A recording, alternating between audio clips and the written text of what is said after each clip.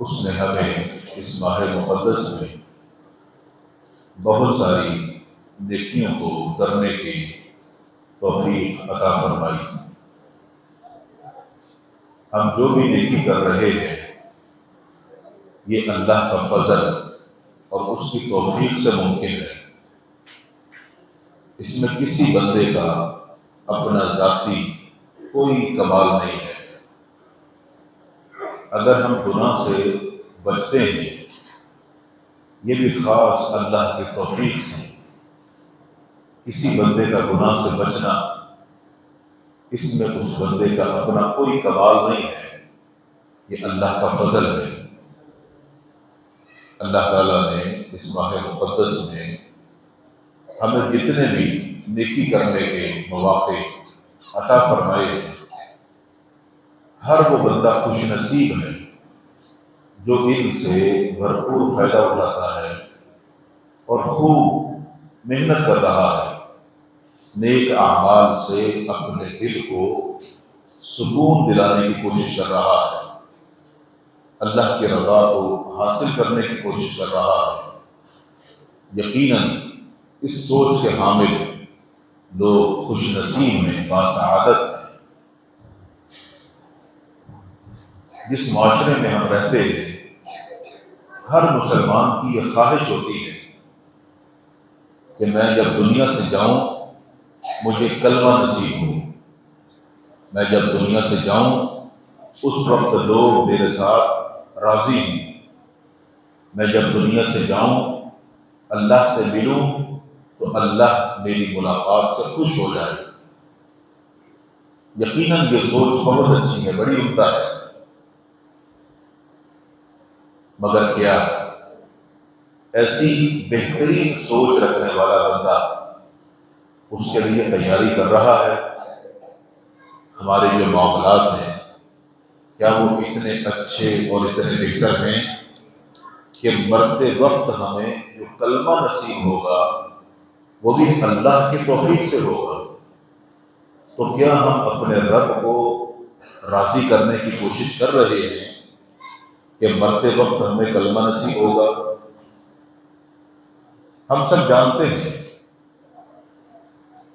کہ جس معاشرے کا ہم حصہ ہیں کئی سارے لوگوں کے ساتھ ہماری غصہ، ناراضگی، حق تلفی، دشمنی، بول چال بند، آنا جانا بند، کئی ساری چیزیں ہیں، مگر ہم خوش ہیں کہ ہم نماز تو پڑھ رہے ہیں، روزہ بھی رکھ رہے ہیں، افطاری بھی کراتے ہیں، صدقہ خیرات بھی کرتے ہیں، رات کو تراویح بھی پڑھتے ہیں، تو اللہ تو ہم سے راضی ہوگا۔ اگر لوگوں کے ساتھ ہماری کوئی غصہ ناراضگی ہے تو لوگوں کی غصہ ناراضگی رہے، ہمیں لوگوں سے کیا لینا ہے؟ اور ہماری سوچ بن جاتی ہے کہ اگر وہ مجھ سے بات نہیں کرتا تو نہ کرے، میرا کون سا اس کے بغیر گزارا نہیں۔ اگر کسی نے شادی میں، خوشی میں نہیں بلایا، ہم کہتے ہیں ٹھیک ہے، اگر اس نے نہیں بلایا تو ہم بھی نہیں بلائیں گے۔ ہماری معاشرے میں اپنے رشتہ داروں کے ساتھ، جس محلے میں ہم رہتے ہیں ان کے ساتھ، اپنے اڑوس پڑوس کے ساتھ اسی طرح کی سوچ اور ایسا ہی رویہ ہے۔ تو جہاں ہم رہتے ہیں وہاں کے لوگ ہمیں جانتے ہیں اور اس بات کو معمولی نہ سمجھیں کہ یہ لوگ ہمارے محلے والے جو ہمیں جانتے ہیں، جب تک ہم زندہ ہیں اس وقت تک اور جب ہم مر جائیں گے اس کے بعد یہ لوگ کس طرح کی باتیں کریں گے، ان کا تبصرہ کیا ہوگا، یہ معمولی نہیں ہے۔ ایک دفعہ اللہ کے رسول صلی اللہ علیہ وسلم اپنے صحابہ کرام رضوان اللہ علیہ اجمعین کے ساتھ ایک جگہ تشریف فرما تھے، تو وہاں سے ایک جنازہ گزرا، لوگ میت کو اپنے کندھوں پہ اٹھا کے لے کے جا رہے تھے۔ اب صحابہ کرام جو آپ کے پاس تھے، ان کو پتہ تھا کہ یہ کس کی میت ہے، کس کا انتقال ہوا، تو یہ لوگ آپس میں ایک دوسرے سے باتیں کرنے لگے کہ یہ وہ فلاں فلاں آدمی ہے، بڑا اچھا آدمی تھا، بڑا نیک آدمی تھا، سب لوگ اس کے ساتھ خوش تھے، یہ بندہ بھی لوگوں کا بڑا خیال کرتا تھا، اس کے دل کے اندر لوگوں کی بڑی ہمدردی تھی، بڑا لوگوں کا ہمدرد آدمی تھا۔ اب لوگ آپس میں یہ باتیں کر رہے ہیں، اللہ کے رسول صلی اللہ علیہ وسلم یہ باتیں ان کے ساتھ سن رہے ہیں۔ تو جیسے ہی آپ نے سنا تو فرمایا کہ وجبت، اس بندے پر، اس میت پر واجب ہو گئی۔ تھوڑی دیر گزری، ایک اور جنازہ گزرا، صحابہ کرام اس کو بھی جانتے تھے کہ یہ کس کی میت ہے، کس کا جنازہ ہے، باتیں کرنے لگے کہ ہاں یہ تو وہ فلاں فلاں آدمی ہے، یہ بڑا ایسا تھا ویسا تھا، اس نے بڑا لوگوں کو پریشان کیا ہوا تھا، محلے والے اس بندے سے بڑے تنگ تھے، بڑے پریشان تھے، شکر ہے اب لوگ سکھ کا سانس لیں گے، اس بندے کی شرارتوں سے محفوظ ہو جائیں گے، اور اس نے سب کا جینا حرام کیا ہوا تھا، ایسا تھا ویسا تھا، یعنی جو تھا وہی باتیں کی۔ اللہ کے رسول صلی اللہ علیہ وسلم سن رہے تھے، آپ نے فرمایا وجبت، اس پر بھی واجب ہو گئی۔ تو صحابہ کہنے لگے اللہ کے نبی صلی اللہ علیہ وسلم، پہلے ایک جنازہ گزرا، آپ نے فرمایا وجبت، اس پر واجب ہو گئی، دوسرا جنازہ گزرا، آپ نے فرمایا وجبت، اس پر واجب ہو گئی، ہم تو نہیں سمجھیں، ہمیں بھی تھوڑا بتا دیجئے کہ کیا واجب ہو گئی۔ اللہ کے رسول صلی اللہ علیہ وسلم نے پھر اس بات کی وضاحت فرمائی، فرمایا جو پہلے جنازہ گزرا تم نے اس کے بارے میں کیا کہا؟ تم نے کہا اچھا آدمی ہے، نیک آدمی ہے، شریف آدمی ہے، ہمدرد ہے لوگوں کا، لوگوں کا بڑا خیال کرتا تھا، لوگ اس کے ساتھ خوش تھے، کوئی بندہ بھی اس سے تنگ نہیں تھا، اس نے کبھی کسی کو پریشان نہیں کیا۔ تو تم نے یہ جتنی باتیں کی ہیں اس بندے کے بارے میں تم نے یہ گواہی دی ہے، تم نے کیا کیا؟ تم نے یہ گواہی دی ہے اس کے بارے میں کہ یہ آدمی اچھا تھا، اور تمہاری اس گواہی کو سن کر میں نے کیا کہا؟ وجبت، اس پر واجب ہو گئی، تو تمہاری اس گواہی پر اللہ نے اس پر جنت کو واجب کر دیا۔ اور جو دوسرا بندہ تھا اس کے بارے میں تم نے کیا کہا؟ یہ آدمی اچھا نہیں تھا، یہ لوگوں کو تنگ کرتا تھا، لوگ اس سے بڑے تنگ تھے، اس نے پورے محلے کو پریشان کیا ہوا تھا، لوگ اس کی شرارتوں سے محفوظ نہیں تھے، اس کے شر سے محفوظ نہیں تھے۔ تو جب تم نے یہ گواہی دی کہ یہ آدمی اچھا نہیں تھا، کیونکہ تم اس کو جانتے تھے، تو جب تم نے یہ گواہی دی کہ یہ آدمی اچھا نہیں تھا، تو میں نے کہا وجبت، اس پر واجب ہو گئی۔ کیا واجب ہو گئی؟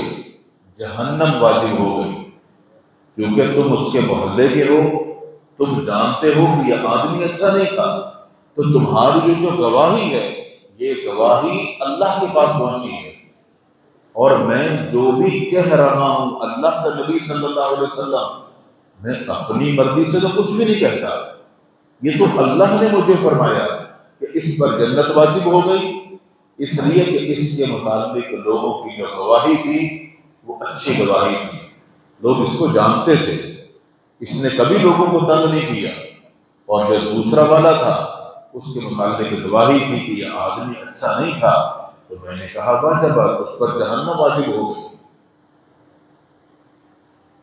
اس واقعے کو اپنے سامنے رکھیں، جو میں نے بات کی آپ سب کو میری بات سمجھ آئی ہے؟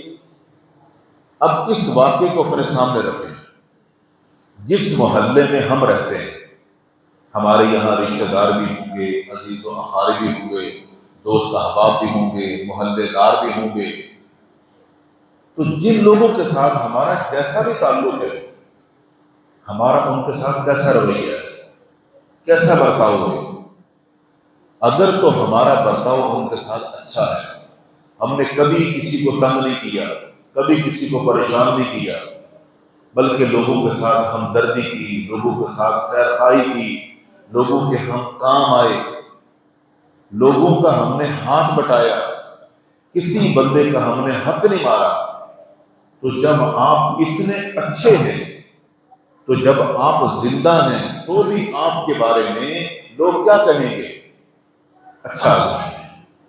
لوگ کیا کہیں گے؟ اچھا آدمی ہے۔ اس سے لوگ تنگ نہیں ہیں، پریشان نہیں ہیں۔ اور جب انتقال ہو جائے گا، انتقال کے بعد لوگ آپ کو کیا کہیں گے؟ اچھا آدمی ہے، شریف آدمی تھا، نیک آدمی تھا، لوگوں کا خیال رکھنے والا تھا۔ تو ان لوگوں کی گواہی ہمارے حق میں ہمارے مرنے کے بعد جو دی جائے گی، یہ گواہی اللہ کے ہاں قبول ہوگی۔ اور اگر ہمارا معاملہ لوگوں کے ساتھ اچھا نہیں ہے، کسی سے ہم نے پیسے لیے ابھی تک واپس نہیں کیے، کسی کے ساتھ کوئی حساب و کتاب ہے ابھی تک کلیئر نہیں کیا، کسی کے ساتھ ہماری بول چال بند ہو گئی، کسی کے ساتھ ہماری غصہ ناراضگی ہو گئی، بہن بھائیوں کے آپس میں اختلافات ہو گئے، آنا جانا بند کر دیا، رشتے ہم نے توڑ دیے، تو جب آپ زندہ ہیں تو آپ کے رشتہ دار، بہن بھائی، محلے والے آپ کے بارے میں کیا کہتے ہوں گے؟ یہ آدمی اچھا نہیں ہے، اس کی اپنے بہن بھائیوں کے ساتھ نہیں بنی، اس کی ہمارے ساتھ کہاں بنے گی؟ اس نے تو اس کا بھی حق کھایا، اس کا بھی حق مارا، اس سے بچ کے رہنا، یہ ایسا بندہ ہے، یہ ویسا بندہ ہے، اس نے کبھی کسی کا اچھا نہیں سوچا۔ تو ابھی جب زندہ ہیں تو ایسی باتیں ہو رہی ہیں، تو کل کو مرنے کے بعد کیا ہوگا؟ جب دنیا سے چلے جائیں گے تو لوگ کہیں گے شکر ہے، جان چھوٹی، اس بندے نے پوری برادری کو پریشان کیا ہوا تھا، اس بندے کی وجہ سے پورا محلہ پریشان تھا، اس ایک بندے کی وجہ سے ہمارے محلے میں ایسا ہوتا تھا، ویسا ہوتا تھا، ابھی یہ چلا گیا تو سکون ہو گیا۔ اور قوم اور برادری، رشتہ دار اور بہن بھائی کیا کہیں گے؟ ٹھیک ہے، اس نے ہمارے ساتھ برا کیا، اب وہاں خود ہی بھگتے گا۔ تو ہمارے جانے کے بعد ہمارے متعلق لوگوں کی رائے کیا ہوگی، گواہی کیا ہوگی؟ کبھی سوچا ہے؟ اگر یہ گواہی اچھی نہیں ہے، ہمارے حق میں بہتر نہیں ہے، تو مرنے کے بعد جو لوگ گواہی دیں گے، یہ گواہی اللہ کے ہاں ایسے ہی قبول ہوگی کہ یہ بندہ اچھا نہیں ہے۔ تو اچھے بندے کے بارے میں اللہ کے پیغمبر نے کیا فرمایا، اور برے بندے کے بارے میں اللہ کے پیغمبر نے کیا فرمایا؟ اچھے پر جنت واجب ہو گئی اور برے پر جہنم واجب ہو گئی۔ تو ہم میں سے ہر بندہ سوچے کہ ہم نیک بہت ہیں۔ کیسے نیک ہیں؟ نماز، روزہ، صدقہ، خیرات، یہ سب نیکیاں ہم کرتے ہیں، بہت اچھی بات ہے، لیکن یہ بات یاد رکھیں، یہ تمام نیکیاں اللہ کا حق ہے۔ کس کا حق ہے؟ اللہ کا۔ اس کو کہتے ہیں حقوق اللہ، اس کو حقوق اللہ کہتے ہیں۔ یہ حقوق اللہ ہے، یہ اللہ کے حق ہے۔ اور جن لوگوں کے ساتھ ہم رہتے ہیں، قوم، قبیلہ، برادری، محلہ، پڑوسی، جن کے ساتھ ہمارا رہن سہن ہے، ان کے جو حقوق ہیں، ان کو حقوق العباد کہا جاتا ہے۔ اگر لوگوں کے ساتھ معاملہ اچھا نہیں ہے، ایک بیٹا اپنے باپ کی حق تلفی کرتا ہے، ایک باپ اپنے بیٹے کا حق مارتا ہے، بہن بھائی ایک دوسرے کا حق مارتے ہیں، ایک دوسرے کے ساتھ زیادتی کرتے ہیں یا ظلم کرتے ہیں، یہ حقوق العباد ہے۔ اگر تو دنیا میں اپنی زندگی میں جس کا جو حساب تھا، حق تھا، اس کو دے دیا تو جان چھوٹ جائے گی۔ اگر دنیا میں جس کا جو حق تھا نہیں دیا، تو مرنے کے بعد جب اللہ کے ہاں پہنچیں گے، وہاں جب حساب و کتاب ہوگا، تو پھر ہماری یہ جو نیکیاں ہیں نا، حقوق اللہ، نماز، روزہ، صدقہ، خیرات، یہ حقوق اللہ ہیں۔ قیامت کے دن اللہ تعالیٰ ہماری یہ نیکیاں ان کو دے دے گا۔ یہ نیکیاں لوگوں میں تقسیم ہو جائیں گی جن کا ہم نے دنیا میں حق مارا تھا، جن کے ساتھ ظلم و زیادتی کی تھی۔ اگر نیکیاں ختم ہو گئی، اب ہمارے پاس کچھ بھی نہیں رہا، تو جن کو حق دینا تھا ان کے گناہ ہوں گے، تو وہ گناہ ہمارے سر پہ ڈال دیے جائیں گے۔ تو یہ بندہ جو اتنا خوش تھا کہ میں نے تو بھائی نمازیں بھی پابندی سے پڑھی، روزے بھی رکھے، صدقہ خیرات بھی کیا، تراویح بھی پڑھی، حقوق اللہ کے سارے کام کیے، لیکن حقوق العباد کے اندر لوگوں کی بڑی حق تلفی کی، تو قیامت کے دن یہ حقوق اللہ تو ہو جائیں گے تقسیم، بلکہ ان لوگوں کے مظلوموں کے گناہ ہمارے سر پہ ہوں گے۔ نتیجہ کیا ہوگا؟ جہنم اور سزا۔ تو ہم میں سے ہر بندہ یہ سوچے کہ رمضان المبارک کا مقدس اور بابرکت مہینہ بالکل اپنے آخری مراحل میں ہے، تو کیا ہم جس طرح اللہ کو منانے کی کوشش کر رہے ہیں، تو کیا ہم سے ہمارے مسلمان بہن بھائیوں میں کوئی ناراض تو نہیں ہے؟ اگر کوئی بھی ناراض ہے تو اس بھول میں نہ رہنا کہ اللہ راضی ہو جائے گا۔ اس کا مطلب یہ ہے کہ آپ کا جو خاتمہ ہے وہ خاتمہ بالخیر نہیں ہے۔ مرتے وقت کلمہ نصیب نہیں ہوگا، مرتے وقت کلمہ نصیب نہیں ہوگا، اس لیے کہ جن لوگوں کی حق تلفی کی ہوئی ہے، ظلم و زیادتی کی ہوئی ہے، ان لوگوں کے حق مارنے کی وجہ سے آپ اللہ کے ہاں پسندیدہ نہیں ہیں۔ اللہ کے ہاں پسندیدہ وہ بندہ ہے بے شک وہ اللہ کے حقوق ادا کرنے میں کمزور بھی ہو، لیکن بندوں کے حقوق ادا کرنے میں بہترین آدمی ہو۔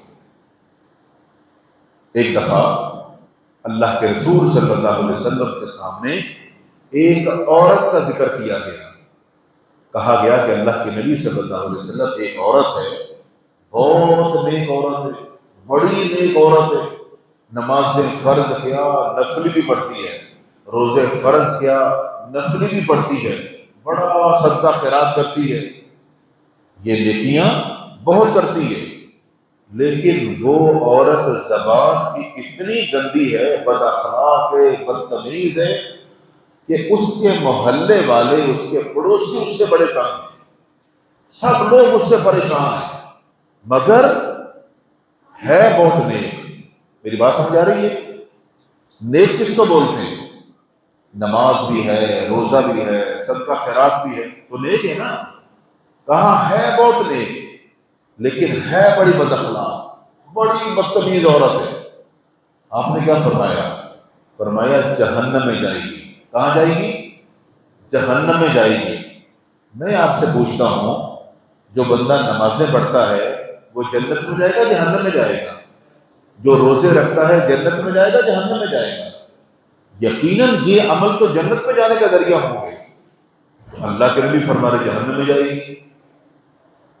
اس کا مطلب یہ ہے اگر کوئی یہ ساری نیکیاں کر رہا ہے لیکن اس نے لوگوں کو تنگ کیا ہوا ہے، پریشان کیا ہوا ہے، اپنی بد اخلاقی کی وجہ سے، بدتمیزی کی وجہ سے، دھوکے کی وجہ سے، دو نمبری کی وجہ سے، فراڈ کرتا ہے ان کے ساتھ، حق تلفی کرتا ہے، تو یہ نیکیاں، یہ عبادات کسی کام کی نہیں۔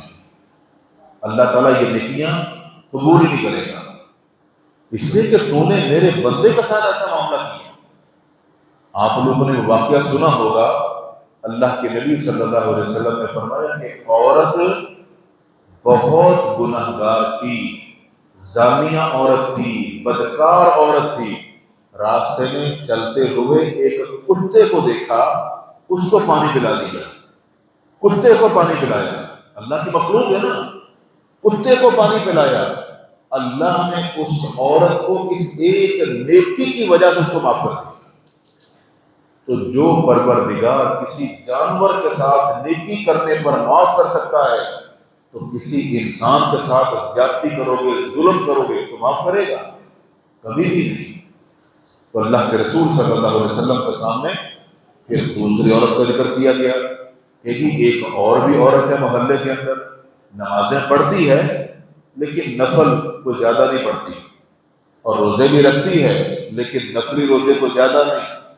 ہاں اس کے پاس اگر روٹی کے ٹکڑے وغیرہ ہوں تو تھوڑے بہت صدقہ بھی کر دیتی ہے.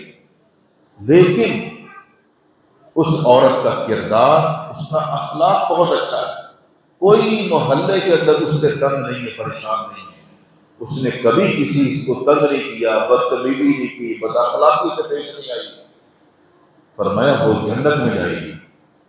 بے شک اس کے حقوق اللہ اس پہلی والی کے مقابلے میں کم ہیں، لیکن اللہ کے بندوں کے ساتھ، اللہ کے مخلوق کے ساتھ اس کا رویہ، اس کا انداز بہت اچھا ہے. تو فرمایا کہ وہ جنت میں جائے گی. اللہ کے رسول صلی اللہ علیہ وسلم نے فرمایا قیامت کے دن اللہ تعالیٰ جو ترازو قائم فرمائے گا، جس میں اعمال بولے گا، اس میں سب سے وزنی عمل جو ہوگا وہ انسان کا اچھا اخلاق ہوگا. انسان کا اچھا اخلاق ہوگا سب سے وزنی عمل. تو ہم میں سے ہر بندہ سوچے کہ جس محلے میں رہتا ہوں میرا لوگوں کے ساتھ کیسا معاملہ ہے. اگر میں دنیا سے جاؤں گا تو لوگ میرے متعلق کیا رائے دیں گے. ہماری آخرت کا انحصار اسی پر ہے کہ جب ہماری جان نکلے گی اس وقت ہمارا ایمان اور عقیدہ کیا ہوگا. اللہ کے رسول صلی اللہ علیہ وسلم نے ایک حدیث میں ارشاد فرمایا کہ جب ایک بندہ چوری کرتا ہے، ایک بندہ چوری کرتا ہے، جب وہ چوری کر رہا ہوتا ہے اس وقت اس بندے کے اندر ایمان نہیں ہوتا، اس بندے میں ایمان نہیں ہوتا.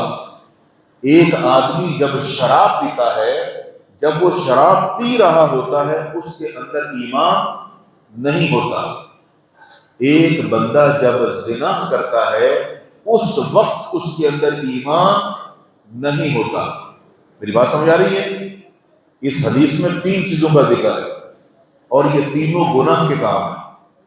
تو جب ایک بندہ چوری کر رہا ہے، چوری کر رہا ہے، ڈاکہ ڈال رہا ہے، اس میں ایمان نہیں ہے، تو اس کو ایک دم گولی لگی اور وہ بندہ وہیں مر گیا. کس حال میں مرا؟ کس حال میں مرا؟ اس میں ایمان تو تھا ہی نہیں. تو اس کا مطلب یہ ہے کہ اس سے پہلے بے شک وہ نمازیں پڑھتا تھا، صدقہ خیرات کرتا تھا، لیکن جب اس کی موت واقع ہوئی تو اس میں ایمان نہیں تھا، بے ایمان ہو کے مر گیا.